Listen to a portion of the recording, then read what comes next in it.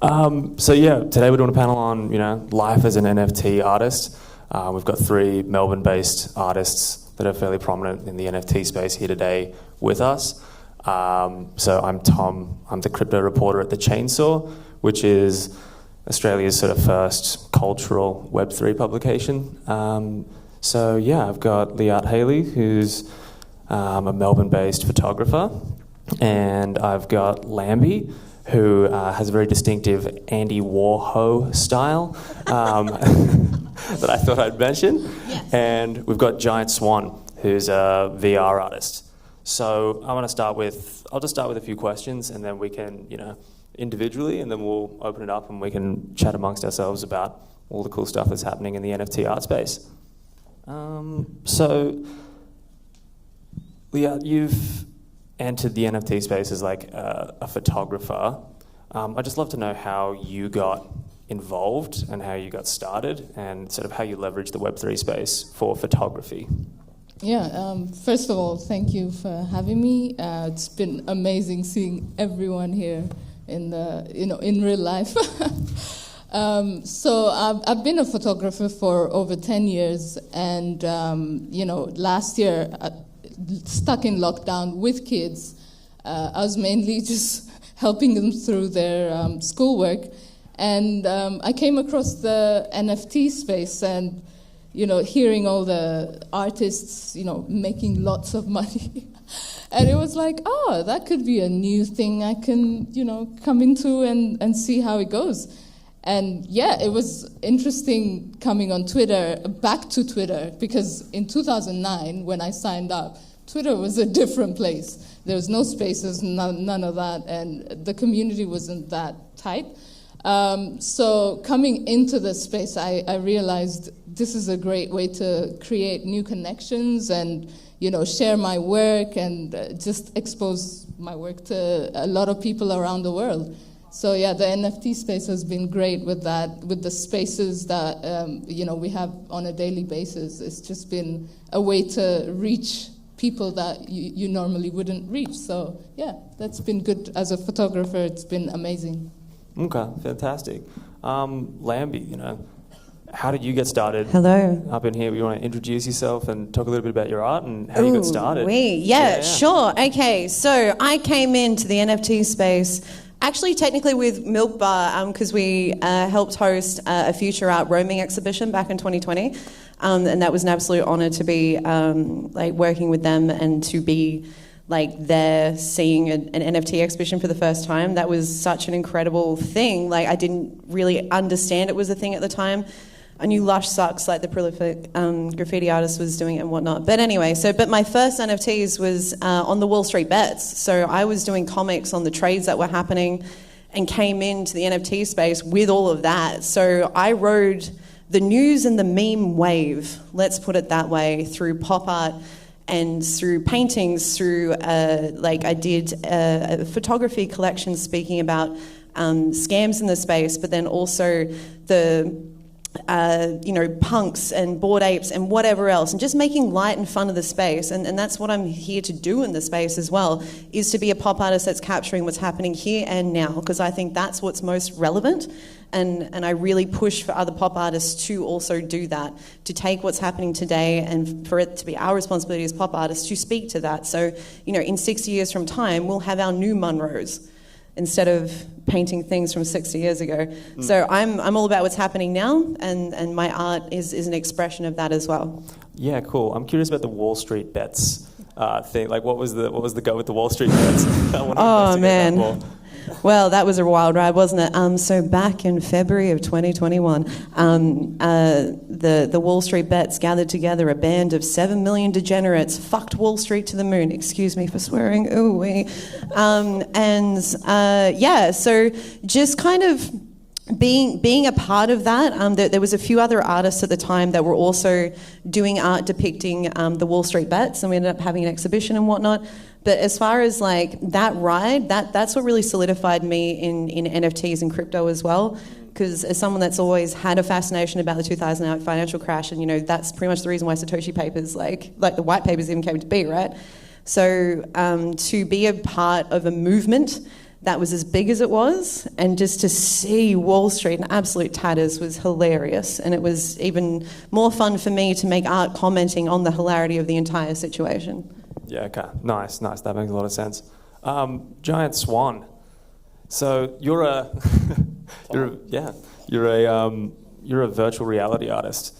And I mean, I'm sort of new to the NFT space. I've only really been properly getting into it over the last like 6 or so months. Can you speak to more about like what virtual reality art is in this sort of space? Virtual reality art is a medium that is probably still discovering what it is even today. The technology is in a really accessible place at the moment, and that's where I kind of found myself in 2019, making things that only I can see, unless you're quite physically next to me with a headset as well. And that's that pathway with the NFT scene back then was a way for me to share what I was making and give it a place and a home. Yeah. Okay, awesome. And so how does being in the NFT space help you leverage, like I've looked at some of your art and I think it's absolutely fantastic. I'm just going to chill here on the stage. So how does being in like this space help you sort of connect with people around the world? Have you noticed like a huge difference between the sort of reach that your art has pre-NFT and post-NFT? Oh yeah, no one gave a shit about me before NFT. Yeah. Okay. Can you explain what happened? Yeah, like I was just making art for me and my friends. That's what really drove me as a creative person. And I think that kind of honesty in my work really attracted others to it. I didn't even have a visual language of myself, for myself at that point, but I really believed in what I was doing. So the NFT space kind of gave me a freedom to live in what I saw as the potential of what I could contribute. And that freedom also applies to other artists. So collaboration kind of happens on this really free scale when artists can get together without a lot of consequences, and amazing stuff happens from that. Yeah, okay, fantastic. More of just like an open question to all three of you here. How is being an NFT artist, has that changed your creative processes at all as to how you do your work? I mean, I'm guessing by the smiles, yes. I'd just love to hear more about what that transition's been like, going from, using the term like Web 2 artists or just using traditional models of art, and coming into here. What's that transition been like, and how have your creative processes changed? I'll go first. So for me, I find that I'm spending a lot of time on Twitter, which is not healthy. But that's how we move. We gotta get our work out there and meet people. And I guess from an artist's perspective, if you want a collector, you've got to be putting yourself out there. So I find that when I'm posting my work, I'm always thinking, yes, I want to share my work with everyone, but I also want to make it as if, this nature photography that I mostly do is also for our environment. Like, I want to put forward that we should take care of our nature, and my photography is mostly focused on that. And I think it's, in that sense, when I come on Twitter, I'm thinking, let me make friends, and also let me put this, message out through my photography. So I think in that sense, that's Twitter is the place that's given me the opportunity to just. I feel like am I talking for Twitter here? But other than that, with the process, editing and going through all the things that I do with capturing and all that, it hasn't really changed much. It's just the marketing and advertising, that's the main thing that has changed. Yeah. Okay. I sold my soul to the algorithm probably 8 years ago, if you couldn't tell by my getup. So the biggest change for me was I'm actually a traditional artist, and my background is anatomy and classical portraiture and stuff. I'm talking very traditional. So for me, becoming a pop artist was part of me growing in the space as well, like becoming someone that is speaking about something that's happening every single day, and that's because of how fast the space moves. So as a traditional artist, it was my processes that really changed, and then also pushing me to try other mediums, to try new technologies and different technologies, and actually feel like I'm writing this organic technological progression of art, if you will, especially with someone with such a traditional background. So for me, the marketing was always a part of it, but the actual, like the base processes for the works that I mint and produce completely changed. I'd never done a photography collection until last year. I've always wanted to do one. And fuck it, I did a 69 collection called PFP or Die. And it's like self-portrait photography. There's me as someone has paper hands, or me as someone that's angry on Twitter, or whatever else. And the whole point of that collection was to speak for us in the space, but also to a mainstream audience. So yeah, the processes for me really, really changed jumping into this space, and has really pushed me as an artist into different mediums, which is awesome and amazing. And being in a community with people like yourself, a photographer, and then you, a VR artist, it's just like you're around constant inspiration to push yourself and be better, not only as an artist, but as someone that's trying to make new and create new in like the forefront of the art world, I would say it. Okay. Yeah, I think my process has changed in a way that, like, I used to stress that I had something to contribute and no one would see it. Now I'm stressed that I have something to contribute and I'm not going to have enough time to make all of it. That's a good problem to have. It drives me forward. But like I'm opposite to Lambie. I said fuck Twitter. Like I post like once a week, maybe. I had to find a healthy balance for that. So like the marketing side's so important, and there's a way to live through that. But like, I don't know, I find myself withdrawing out of that a lot. And just stubborn straight into my work now. Yeah, okay. So as traditional artists, because I mean in the Web3 space, there's so many different types of art that get leveraged. You know, whether it's a PFP collection or something like hyper utility focused. What's your advice to traditional artists looking to enter this space? Because I feel like there's still a bit of hesitation from traditional artists looking in and going like, hey, what's going on with NFTs? You know, advice, general statements of like, hey, this is what it's about, and this is, you know, how you can get involved, and this is how we can sort of demystify it a little bit. If you're an artist coming into the space today, look at it as if it's the traditional world, and then break the fucking wheel. Like, that's what we did a few years ago, and we've grown crypto art into a movement. But it's time to break it again. You know, like artists should be looking at the norms in the space that are today and iterating on that as soon as possible. Don't reflect what was behind us already. Start projecting forward. That's a really important thing to take forward. Okay, fantastic. Do you guys have any advice or little tips for... Ooh, wait, okay, for all my trad artists out there, because I've spoken to many of you, and I kind of want to talk to two different kinds of artists here. It's the ones that have already made it, in the IRL space, that are either intimidated or not wanting to start again, so to say, because you are entering a new marketplace. But I feel like, as a traditional artist myself, there's so much value in getting into the space now with NFT technologies, even if it's just for the provenance of a piece, which is something that's been disputed for hundreds of years. Where did this Rothko come from and stuff like that? And that's such a big utility for me in NFTs and blockchain technology as a traditional artist. So I feel like there is so much value for already big IRL artists to enter the space, and then for artists that are new entering the space, is don't be afraid to ask all the dumb questions, because I sure as hell did, and I jump in random Twitter spaces and be like, I don't know how to do the thing, show me how to do the thing, and it'd be a Discord chat, and you know, even one guy across the world helped me change a light bulb one day. So the point is, not kidding. The point is this community, we're all here with a common cause and a common purpose, and it's crypto brought us together, but we're also here for the art, and it's that kind of community and love and open source information that I know a lot of us believe in, that I feel like makes it so much easier for new artists to enter the space, and to enter the space, being able to ask those questions, not feeling intimidated, and just giving it a fucking go, because why not? Like, hell yeah. Totally agree with what Lambie said, ask questions. I remember when I went into this space, the first thing I noticed was there's a lot of photographers in the NFT space. And I was like, what am I doing here? But I contacted one of the people. It was Grant Swinburne.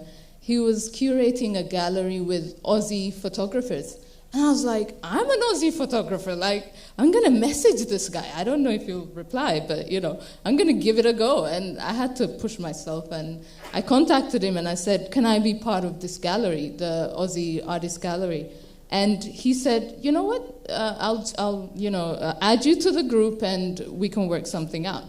And I can tell you, that was one question that has propelled me to so many opportunities, including sitting right here right now, because Vicky Louise, who's in Perth, is the one who contacted the organizers and said, you don't have any photographers on your, on your speaker panel. And she went, ooh, I got someone in Melbourne, and that's why I'm here, it's through that collective. And I find that it's important to make those connections. If you see someone that you want to talk to, just contact them. It's, if they don't reply, so what? Like, move on, So in that aspect, for new artists coming in, ask questions, DM people. Don't share your work right away. Don't be like, buy my work here.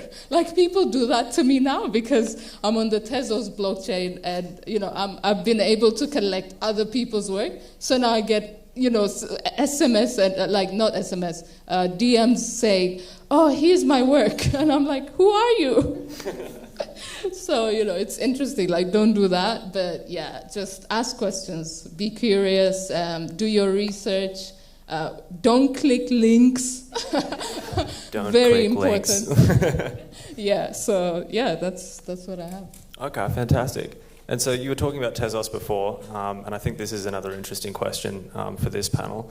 As trad artists, which NFT platform do you guys prefer? And I mean, we can segue sort of into without, being too myopic with one or the other, we can sort of segue into a conversation around royalties, which has been a bit of a hot topic recently. But as trad artists who are, creating art on the blockchain, which sort of NFT platform do you see as the primary one?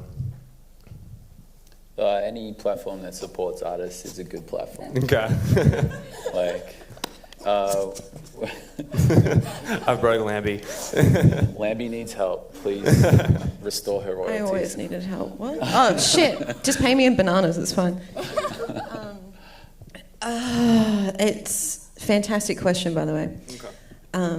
I think all blockchains are good blockchains. No, but I think there is a different vibe. I'm going to talk about the vibe of art between the different blockchains, if you will. So, Ethereum I've found to be somewhere where I'm minting paintings, where Trav, as a Giant Swan, oh my god, Giant Swan is... You just doxed me on oh stage. my god. No one heard anything, it's fine. Oh my god. This isn't recorded, it's all good. But yeah, so it's just the vibes. Like, the styles of work are completely different because, you're talking about Tezos. Tezos for me feels like going into a secondhand vinyl store and you're just flicking through, and then you'll find something cool that's only it's going to be a few bucks. And you're like, oh, hell yeah, I'm just going to grab that because it's there. And I love that kind of underground punk movement of Tezos, which is why I've minted just really out there photography stuff that's very exposed and whatever else, and very smart assery. Whereas Ethereum and stuff, I find depending on where you're minting, it's just a different style of art. So I think for artists, kind of finding, the vibe and the genre where you kind of fit, and then you can meet people in those communities and just work with, branch out from that, because there are a lot of different communities. Oh, and sorry, of course there's Solana and a million other ones, but these are the main two that I use. And yeah, I think just meeting people in those communities and seeing what's out there and kind of getting a feel for the different art types and stuff like that's really cool. But everything on the blockchain's good. Okay. just Everything on the blockchain's good. You heard it here first. There we go. Holy Satoshi. everything is awesome. Yeah, with Tezos, when I first came into the space, Ethereum was the first, go-to blockchain for me because that's all I saw on Instagram. That like people were posting on Instagram, I'm on Foundation and I sold this and that. And I was like, oh, okay, let me check out Ethereum. So I went into that. My first collection was on OpenSea. It's still there, just waiting. I've sold a few, but it's been an interesting journey because in the middle of the bear market, a few of my friends who were on Tezos came to me and they're like, you should totally get on Tezos. It's awesome. The community is amazing. And yeah, after a few days of being on Tezos, I was like, wow, this is amazing. It's like so different from Ethereum. The community are just so encouraging. And I mean, you can collect other people's work. You can actually, just start from scratch and it's easy access. So for me, with my work, I kind of went, okay, on a different blockchain, I'm going to try to go a different way. So I started minting my documentary photography on Tezos, and I got I don't know if it was luck or just being there at the right time. The Tezos Foundation was collecting through Misan Hariman, and a few of my works got picked up on Tezos, and it was like amazing. It was the biggest highlight in that. 1 year. It's only been 1 year in the space, and I was just like, what? So yeah, being open-minded, trying new things is always a plus because you don't know where the road is going to take you. And yeah, that's what I would advise to everyone who's trying to get into the space. Okay, fantastic. I think, with a couple of minutes to go now, I'd like to open it up to the floor if anyone has any questions. For anyone up on the stage? Yeah. I'm a photographer myself, and I was a little bit in the NFT space, but I just found myself, like you said, always on Twitter. And I was wondering, is there another way to do it? Or is it simply just like Twitter space? Just accept it now that you're giving your soul to the algorithm. You don't have to have yellow hair. But it's just part and parcel of the space. And it's part and parcel of being an artist anyway. You're just doing it on Twitter. If you weren't doing it on Twitter, you'd be doing it somewhere else, in my humble opinion. Marketing is so important because otherwise people don't know you have a product. People don't understand your brand. They don't understand you. They don't understand why they should even be collecting from you. So I mean this with absolute peace and love. Don't sacrifice as much time as I have. I'm talking like 4 days straight in spaces with like having showers and stuff like that. So don't do that. But like even if you're tweeting, like just kind of meet the algorithm like where it's at. So, if you're doing like 4 to 6 tweets a day, make sure that you're doing spaces or like jumping in other people's spaces and stuff like that, and reflect upon like your art and try and like get into those photography communities and keep talking to more people and stuff too. Like you'll find your people. They will be out there. This community is very, very nurturing. But I know it's a hard slog, and I know like a lot of people don't want to make those sacrifices. Yeah. Are you on Tezos or Ethereum? Ethereum. Okay, come to Tezos.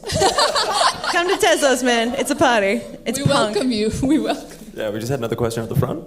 Yeah, my question is for Jerry and Swan. Can you give us a little bit of a walkthrough on like the tools that you use to create your work, like any of the programs or like what kind of headset that you're using, if you are willing to share any of that? Yeah, sure. I'm a big fan of the Meta headsets because they're comfortable, nice and light for long sessions, and I'll use anything between Tilt Brush, Gravity Sketch, Medium. Codon Sculpt's a really cool one. It's got like liquid physics and stuff in there. And then, bringing him out into renderers and things like that. Just depends where you want to take it. So I'm still very much interpreting a virtual sculpture that could be bigger than this room and then putting it into an image for a phone or a video. So are you doing post-rendering like outside of the headset? 100%, yeah. No one, like, unless people are seeing it in their headset, like you've got to take it as far as possible. Thank you. Okay. Yeah, we've got another question up here. Hey, this is for Giant Swan, the bank fund here. Your work, you do no marketing from what I can tell, pretty much. Your work's pretty much in demand whenever you release it. What's the secret sauce? Like, how do you get reputable collectors? I see you've got a really good collector base. How do you do it? Are you in people's DMs, or do you just think you're in your own lane making VR stuff that no one else is doing it? I think there's a few ingredients to my secret sauce. One was I was minting in 2019. So there's an amount of privilege that comes with that because there's like name familiarity there. But it's also kind of cliche to say, but like when you have a connection with a collector, it's between you and them. I try to facilitate that as much as possible. You know, that those people have access to me to chit chat, talk about art, what we want to achieve, things like that. I'm also I've never participated in pricing my work at absurd prices, fishing for a big sale. Especially through the chaos years there, I was pricing mine at market and maybe a little bit more and just riding that up and down. And I think that's really served me well through the low parts of the market. Okay. Were there any other questions? It's hard to see with the lights, so if you... Okay, fantastic. Up the back. Thanks for the panel. Do you think we're going to see traditional galleries showcasing your artwork? That's the sort of distribution channel. Is that happening at the moment? Yeah, I think it is happening already. I mean, I see someone there from the Oz NFT team. They recently had an exhibition in Sydney, and it was traditional artists, if I'm not, I hope I'm right. But they had a frame for digital display that they set up, and our work was on that frame, for anyone who was interested in NFTs. I don't think many people knew, so it was like, oh, okay, that's a cool frame, and some works showing on it. But in the future, I think as it becomes widely known, it will be more accessible. Yeah. For me as a traditional artist, when my pieces are usually exhibited in a gallery space, they usually have the original gouache painting and the NFT side by side, and that's to really help the mainstream market and audience understand, to try and help them understand a little bit better, because then they can see, oh, okay, so somebody actually painted that. I know what that is. What's this thing on a screen? Oh, wait, it's the same thing. Wait, how did you do that? Why did you do that? There's already been exhibitions at Christie's and Sotheby's and stuff like that abroad too, and plenty of other digital galleries worldwide now. If anything, I feel like it's just going to keep snowballing and just become something that is now very controversial and will just organically progress into what art will be. Like, it makes sense that we can store art in smaller spaces and have them displayed on screens to me than paying for a storage house full of big, heavy paintings. And I'm a trad painter. When I was 14, I did work experience at the NGV. And the last thing I told the lady that I was working for was, the next time you see me, I'll be in here. So they fucking better be taking us. Hell yeah. Let's go. Hell yeah. Giant Swan NGV, baby. Yeah, fantastic. Okay, so I think that's time for us now. Before we wrap everything up, I'll give you guys an opportunity to talk about where people can find your work. So just like drop a Twitter handle, where your stuff's at, just before we wrap up. Yeah, my Twitter handle is Leo from Ethio. It's a bit hard to remember that, so just type Liyat, Liyat, and you'll find me. I've also got little cards with our artists, Aussie Artist Gallery. If you want to check it out, it's an on-cyber QR code thing, so you can just click it, come over and take some after the talk, and hope you have a good time. I'm Lambie artist on everything. I tried to get everything, including .eth, .tes and everything. So find me there or near a banana. Is that a banana out back? Oh, hell yeah! Hell yeah! That's what I'm talking about. That's how you know it's high art, if there's a banana taped to something. Yeah, I won't shut. I'm going to drive that joke into the ground, the Catalan joke. I don't care. But yeah, Lambie artists on all social platforms. Please, over the next couple of days, feel free, come up, have a chat. I'm really excited to meet a lot more people IRL. But yeah, mostly like this guy's work. Have you guys seen the sculptures? Seriously, dude, they're mind blowing. Ah! I'm pretty good. Oh yeah, oh yeah, oh yeah, hell yeah. Yeah, NGV? Giant Swan, easy. You'll find me. I look like that on everything, so. All right, fantastic. Yeah, thank you so much for your time. Really appreciate it. Thank you.